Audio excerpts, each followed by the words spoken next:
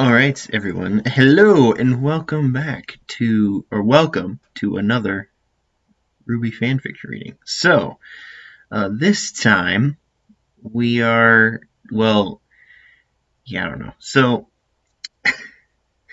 Um, so last time was technically the last episode of Not Guilty, but before that, which is what I'm actually referring to, is we read through a Yang and Velvet fanfiction, sort of, that was called Status. So, that was requested by someone to do a Yang and Velvet fan fiction, and yeah.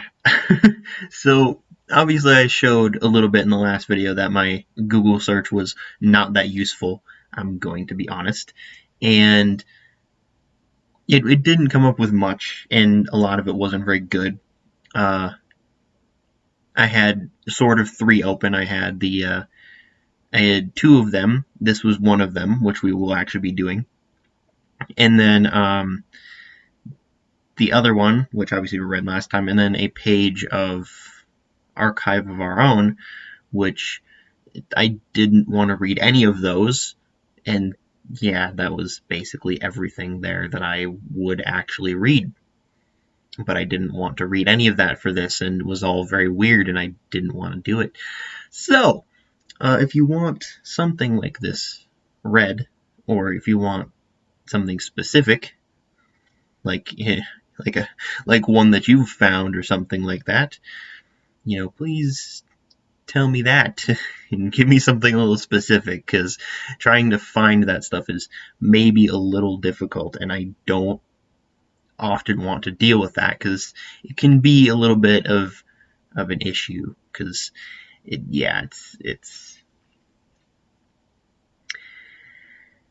I don't know, it's a little difficult when you don't really have any sort of idea as for what to look for, or like what exactly you should be reading, rather than like just a bunch of completely random, like, here's an idea, read from here, and then it's like, or here's an idea, try to find something, and I'm like, I don't know.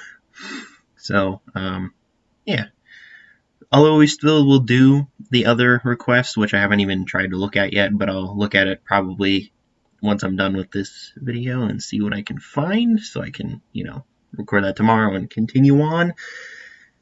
Other than that, let us continue and do It's Going to Be Alright by rwbyfics, which again isn't really Yang and Velvet exclusively like last time, but it involves Velvet, which is probably what this person wanted, because I mean, I'd want that too. Velvet's a great character. Anyways, let's just begin. She had come running to them when her heart was breaking in two, when her tormentors were cruel and violent and rude towards her, and right now she couldn't handle her stressors. Her world was collapsing, and my nose itches. And she stumbled along the hallways of the dorms, grabbing onto walls for support. Tears blurred her eyes, and she could feel the nerves in her ears tingling the way they did when she was unbearably sad. Carden had once again ruthlessly attacked Velvet for her Vaughn's heritage, calling her horrible names that no one deserved to be called. She found Team RWBY's dorm room, the one that RWBY had decorated with posters. She knocked hesitantly, afraid that the team who had cared for her when no one else did would push her away.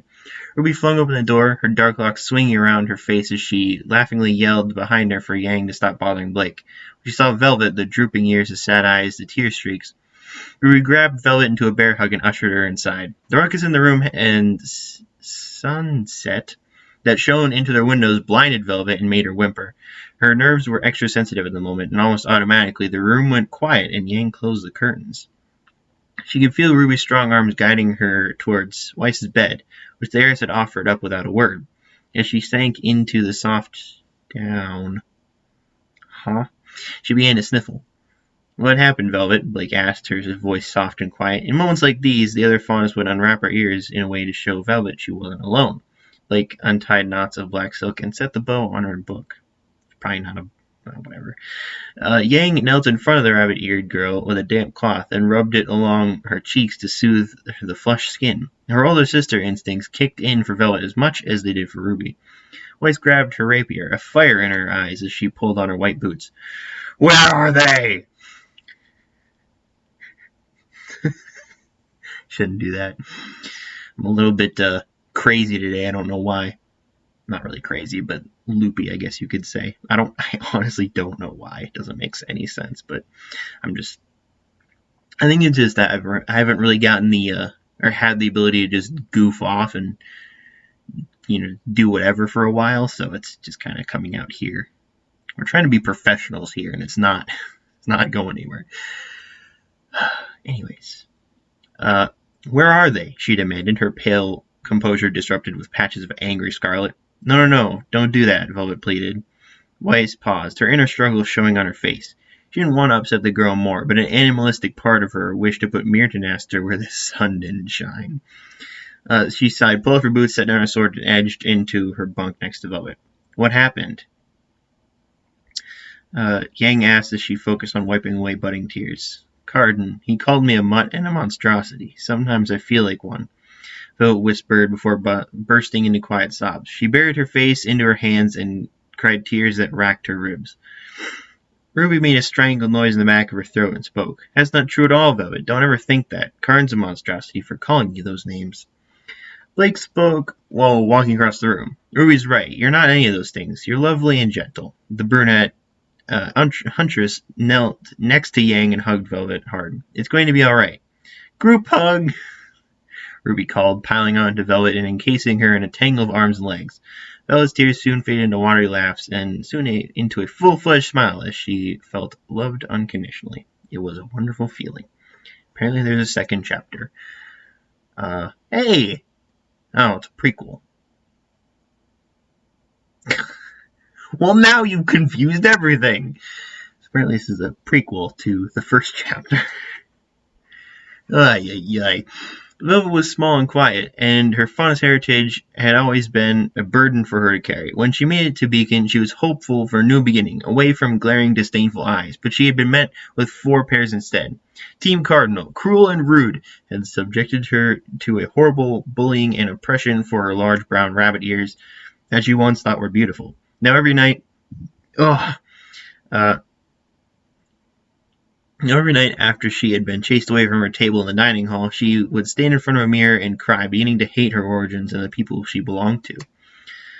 Fondness, the word dripped off of tongues like venom, spitting it out into the street like tobacco, stomped on like cigarettes, cursed like her.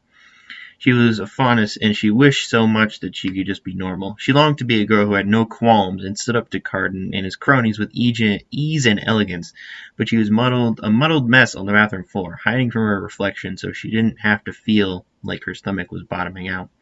Humiliation and torture was directed towards her, was observed and discussed amongst Team RWBY. They desperately wanted to help, and Ruby had even tried chasing after her when she rushed out of the dining hall with tears in her eyes. Blake was sympathetic, knowing what it was like to be treated unfairly. Yang's heart ached for the girl, and her protective big sister nature was reaching towards Velvet. The only one who appeared to not have any interest in their conversations about Velvet was Weiss. She was quiet and still when they brought it up, and always left the room in a rush.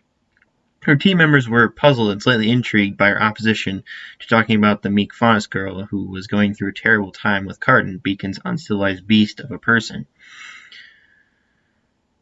I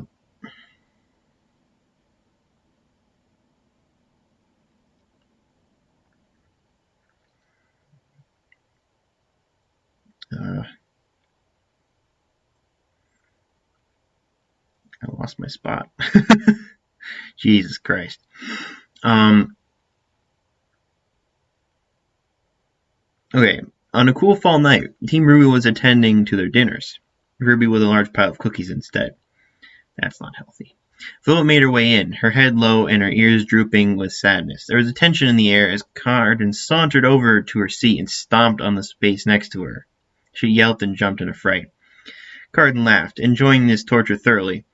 How's the class pet today? Are you overfeeding the rabbit, Russell? She's looking a little chubby, his henchman cackled with malicious laughter, and Carden basked in the attention of most of the dining hall. He upped the brutality with a snatch at Velvet's soft, sensitive ears. Velvet was crying now, trying to hold back the torrents of tears. He took out his weapon, a large mace, and hefted over his shoulder. Perhaps we should do some experiments on the class pet. Rue was about to get up, but she heard the familiar click of dust chambers settling into place and saw a flash of white and yellow dust flurry in the air. In a millisecond, Weiss was behind Carden, her rapier pressed right against his Adam's apple. "Don't you dare," Weiss said softly, her eyes gleaming with anger that couldn't be controlled. "I swear if you do, I'll do it." She tightened the pressure on his throat. Carden gulped nervously, trying to brush off his impending doom. He put his weapon back, let Velvet go, and stalked to the dining hall, humiliated and shaken up. Weiss sheathed Mirror and gently wrapped an arm around Velvet. She led her to Team RWBY's table, and they sat there for a while, all in awe at what the prim heiress had almost beheaded brutish Carden. Velvet cleared her throat. "Thank you, Weiss. Don't worry about it. He had it coming anyways," Weiss said primly, turning back to her dinner and flipping her hair over her shoulder. Ruby leaned over to Velvet and whispered loudly. "That's how she expresses her true feelings. Don't worry, she likes you." Ruby's rasping voice brought a soft giggle from Velvet, and Weiss scowled at Ruby. "Shut up, you dolt."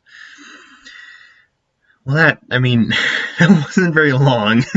I kind of expected it to be a little bit longer, but, it was good. So, obviously it should be technically in the reverse order, but whatever. So, that's about all I got for now. Yeah, I don't got anything else. I'm sorry.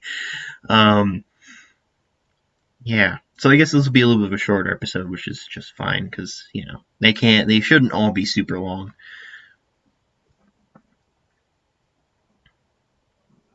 Need to be able to enjoy a short video from time to time. Well, it's probably not that short, but still. So that's it for now. Next time we're going to come back with something different, and something I don't know what it is, if I'm going to be honest. It might be that other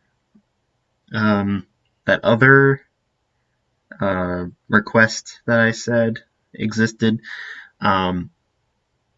which I don't know if I'll actually. We'll see what's there. I assume there's probably going to be a little bit more that I can look through than this, and maybe there'll be more stuff. I don't know. My brain doesn't work anymore, so yeah. After that, I will probably go back to doing what I did a lot, and just look for the fanfictions that I've read already, and read those again. I don't know. All right. Next time, yeah, I got nothing.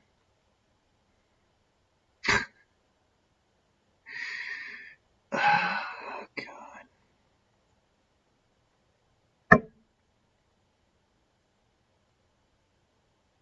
I don't even know what I'm saying anymore. How do I end a video? Tell me how I end a video. That's what it is. Do that.